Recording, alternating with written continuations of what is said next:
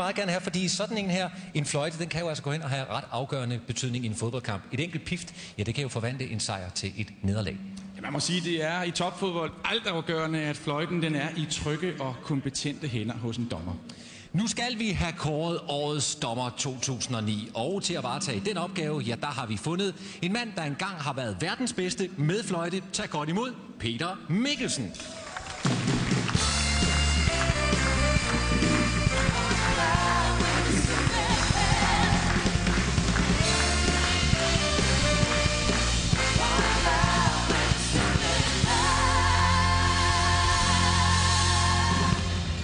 Ja, det er godt, jeg ikke er dommer længere, for det er i hvert fald ikke blevet nemmere med årene.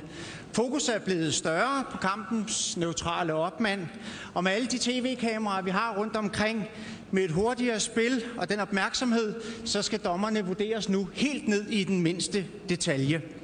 Men det er de udfordringer, som vi som dommere lever med, og vi er helt med på dem, fordi vi får jo også hjælp. Nu er vi faktisk blevet 6 dommere på banen, hvis vi kigger rundt i Europa-ligaen, og andre steder forsøges der at gøre så meget, for at vi minimerer vores fejl.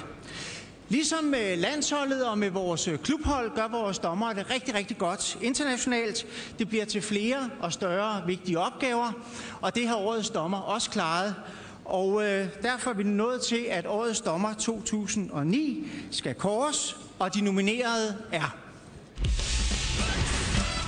Claus Bo Larsen,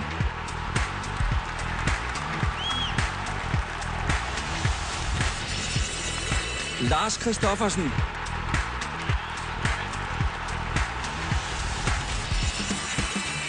Michael Svendsen,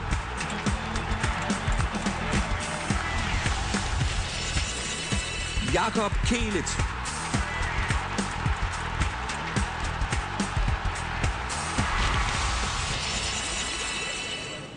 og årets dommer 2009 er Claus Bo Larsen.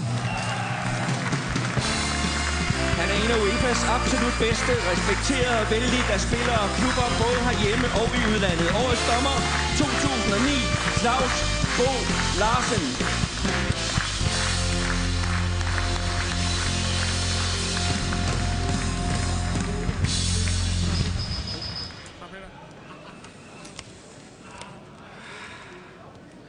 Ja, nu er jeg sgu en gang.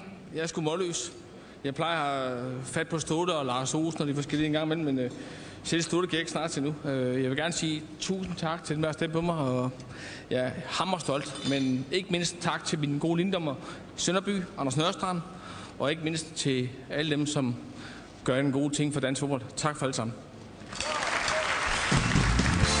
Mine damer og herrer, årets dommer 2009, Claus Bo Larsen.